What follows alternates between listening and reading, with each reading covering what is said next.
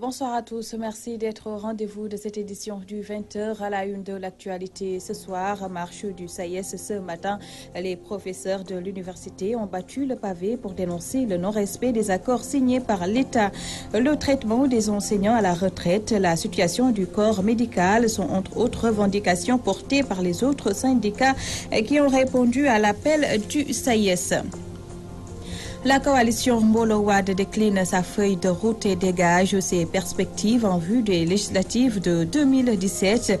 Les camarades de Farba Senghor s'offusquent par la même occasion de l'investiture de Maître Abdoulaye Wade comme tête de liste nationale de Wattu Sénégal. Page Ramadan, les cures dont nous intéressent ce soir, ces bouts de bois beaucoup utilisés durant le jeûne renferment des vertus pour la santé bucco-dentaire, mais ils constituent aussi un symbole pour les pratiquants de la sunna. Voilà pour les principaux titres.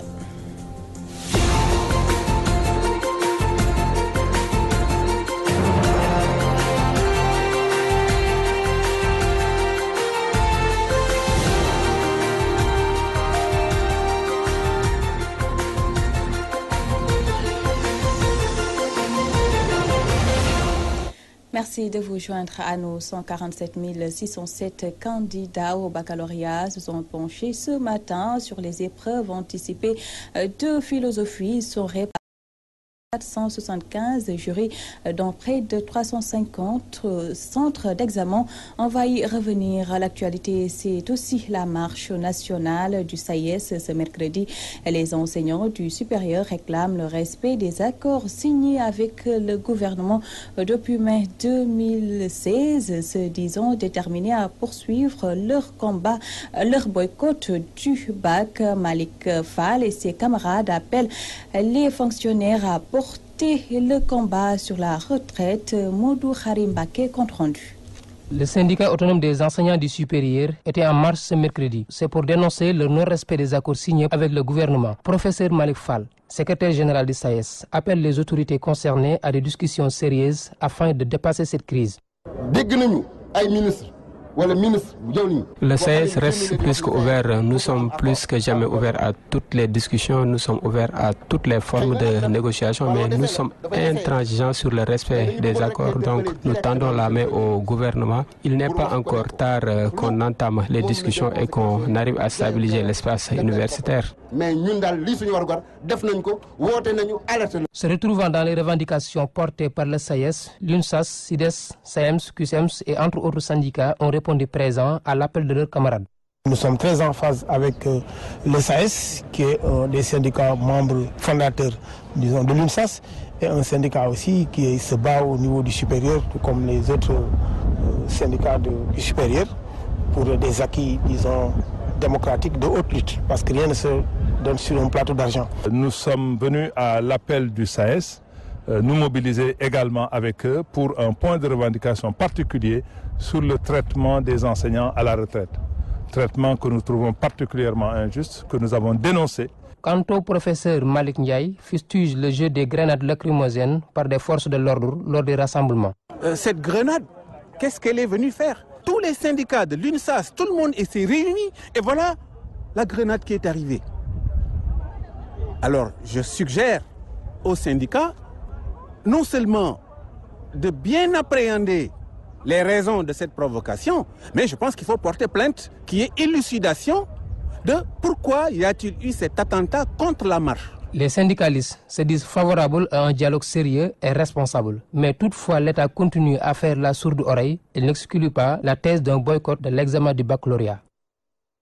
Autre titre de ce journal législatif 2017, l'investiture de Maître Abdoulaye Wade par la coalition Wattu Sénégal soulève encore des vagues selon ses ex-proches collaborateurs Farba Senghor et Pape Samba Mboup. Cette investiture pose problème et constitue la preuve de l'échec de Omar Sarr, coordonnateur du PDS. Ils l'ont déclaré lors de la présentation de la liste de Mbolo Wade. Je vous propose d'écouter Pape Samba Mboup. Ses propos sont recueillis par Khadisila. Les listes sortent le 9. Si nous devons attendre la sortie officielle des listes, nous ne pourrons plus faire de conférence de presse. Jusqu'au 9 juillet, le début de la campagne électorale. Donc nous allons profiter pour faire cette campagne, cette conférence de presse aujourd'hui et vous présenter nos candidats. Et Farba Senghor vous a fait l'offre, vous a fait part de notre offre politique, ce que nous envisageons de faire. Mais moi je vais y ajouter, nous allons changer l'Assemblée nationale si nous sommes majoritaires. D'abord, si nous sommes majoritaires, nous sommes obligés de cohabiter. Mais nous, notre cohabitation, elle sera pacifique. Le Sénégal est un jeune pays qui cherche sa voie. Ils n'ont pas le droit de déstabiliser le Sénégal. Il y a un président qui a été élu pour 7 ans, ou 5 ans, je ne sais plus, démocratiquement. Il a été élu. Nous le laissons exercer démocratiquement. Nous ne cherchons pas à déstabiliser un régime. De toute façon, en 2019, si nous voulons plus de ce président de la République, nous le ferons par les élections et il partira démocratiquement comme il est venu démocratiquement. Moi, je suis malheureux et je pensais que c'est un rêve. J'ai quelquefois envie de me réveiller pour que ça ne soit pas une réalité. Parce qu'Abdoulaye Wade, à son âge, il a plus de 91 ans, bientôt il aura 92 ans. Il a fait ce qu'il devait faire. Comme on dit. Il a fait 30 ans, 27 ans d'opposition, 12 ans de pouvoir. Il a travaillé pour ce pays. Il a apporté des changements dans ce pays que tout le monde voit tous les jours. Tous les jours, chacun, on ne peut pas se lever le matin jusqu'au soir sans penser à Abdoulaye Wade. Parce que chaque jour, on dépasse des réalisations. Donc, son souvenir est dans la tête de tous les Sénégalais. Donc, le fait de le mettre en avant de la scène, c'est écorcher son image. Moi, j'ai un pincement de cœur. De toute façon, il ne mérite pas cela. Et ces gens-là qui l'ont mis devant, c'est un aveu d'échec. Ça veut dire qu'ils ne peuvent rien faire sans Abdoulaye Wade. Ils ne peuvent rien faire, c'est vrai. Sans Abdoulaye Wade, c'est pourquoi ils sont allés chercher un vieillard pour le mettre devant. Alors que leur grand-père et leur père sont à la maison, chouchoutés, entourés, cajolés. Mais maintenant, Abdoulaye Wade, c'est lui, il reste pas le fourre-tout. Il faut aller le chercher quand ils sont en difficulté. Moi, je trouve que ce n'est pas normal. Mbacké, l'absence de financement parmi les causes de la paupérisation des femmes, constat de la mairie qui regrette que cette couche sociale confinée au commerce soit oubliée dans les financements. Direction Mbacké pour retrouver Mamadou Makhtar Sarr. Le maire de Mbacké se veut l'avocat des femmes du département, confronté selon lui à un manque de financement et de formation. Abdou Mbacké Ndao, qui présidait une conférence religieuse des femmes, soutient que ces dernières, naguère confinées au commerce, voient le secteur leur échapper, faute d'appui conséquent. Il interpelle le ministre de la Femme. Ces femmes-là sont des braves femmes qui méritent d'être assistées par l'État du Sénégal.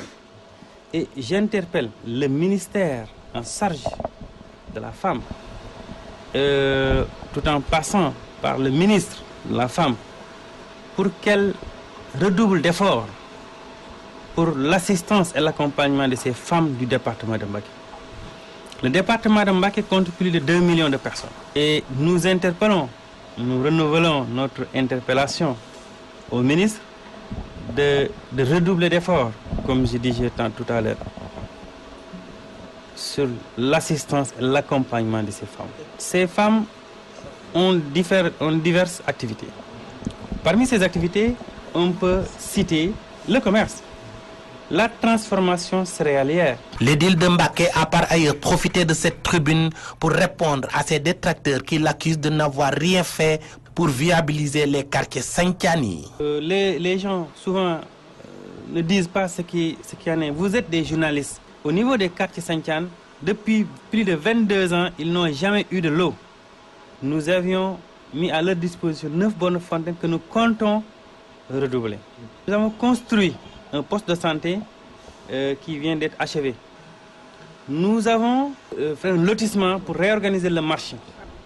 Tous ces gens qui disent ces paroles, c'est des paroles politiciennes. Touba Mbacké, Mamadou Makhtar Sarr pour la radio-télévision Walfadjri.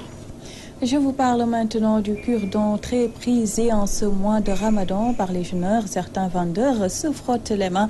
Ce bout de bois ne fait pas que curer les dents, il a aussi des vertus.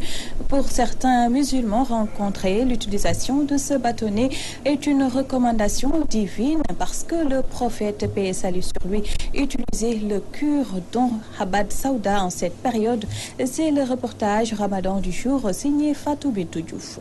En cette période de Ramadan, impossible de marcher dans les artères de la capitale sans croiser des vendeurs de cure-dents ou des personnes qui s'en servent. Ce marchand se dit satisfait de son commerce car son chiffre d'affaires a augmenté. De ce fait, les prix varient entre 25 et 200 francs selon leurs préférences. Ça marche bien, on rend grâce à Dieu. Il y a le neb-neb qui est aussi un antibiotique. Il y a le tamarin qui est très bon, mais aussi le habatou saouda qui coûte 100 francs. Il y en a pour 100 francs, pour 50 francs et même pour 25 francs.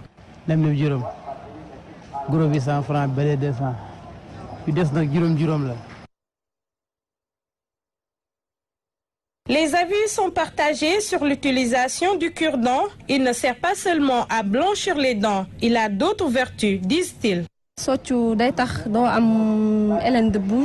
Le cure-dent rend la bouche propre. Elle permet de se prémunir contre la mauvaise haleine. J'aime me curer les dents pendant le ramadan et avoir une bouche propre. C'est recommandé de se curer les dents pendant le mois de Ramadan. C'est une bonne chose, cela blanchit les dents et vous procure une bonne haleine.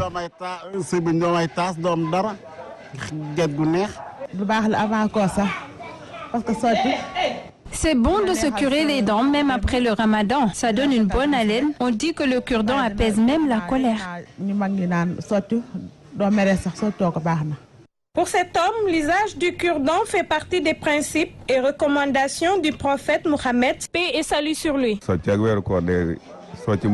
Le cure-dent est recommandé pour tous les musulmans par le prophète sallallahu alayhi wa sallam, paix et salut sur lui. On dit qu'il utilisait les cure-dents de Habad Saouda et qu'il recommande à tout le monde d'en faire autant. Si les uns utilisent le cure-dent pour tromper leur faim, d'autres par contre l'utilisent parce que le prophète, paix et salut sur lui, aimait se servir de ce bout de bois, surtout de préférence le bois Habad Saouda. Outre les mérites que comporte l'usage du cure-dent, il a des avantages considérables sur la santé bucco-dentaire. C'était le reportage du jour réalisé par Fatou Bintou Diouf. Voilà, c'est la fin de ce journal réalisé par Ndeye Fatou Ndiaye Mbaké. À la régie, il y avait Cheikh Tidiane Diop. À toutes et à tous, merci de votre aimable attention. Bien à vous.